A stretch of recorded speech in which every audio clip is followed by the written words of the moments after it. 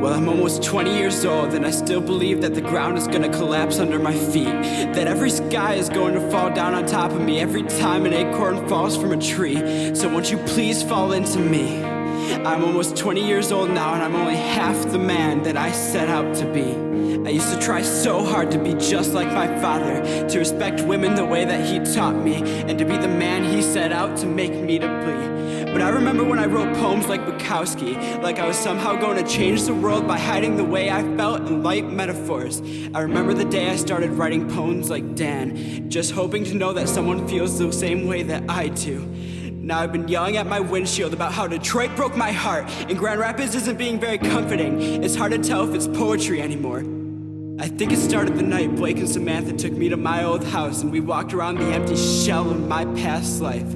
The fucked up part is I tried to kill myself in that house twice, and while I haven't thought about it since, I think I'm more upset now than I was back then.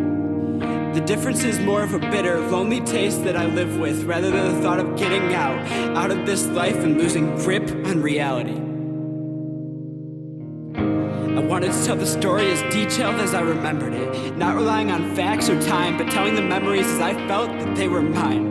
I am nothing fragile. I was raised strong, and even my mom will tell you I am my father's son, hard-headed and thick-skinned, never giving in, nothing ever got in. Words were never the ropes that kept me tied to my bed when I felt like I couldn't wake up in the morning, as the demons yelled in my head, "You're not good enough, you're not strong enough, you're not brave enough to tackle the abuse that your own mind has put you through."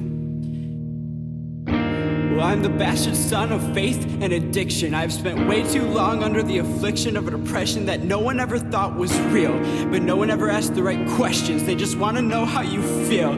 Well, I spent 2 years in my own personal hell, and all I have left is the story to tell. We get that, but please, listen, can you please just water it down? We don't want these kids to know what it feels like to sacrifice, or how it feels to drown. They have to stay innocent for as long as possible, so please, please, won't you just water it down?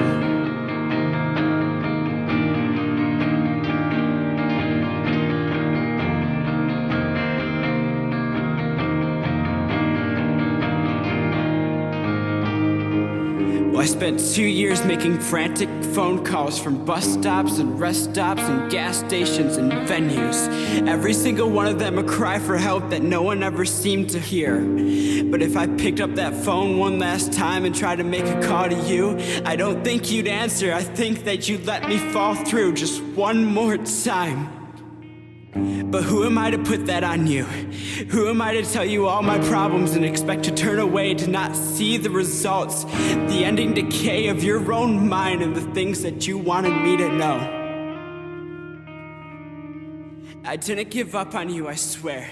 I was just sitting here hoping that one day you would understand the pain that I put myself through, trying to make myself okay for you.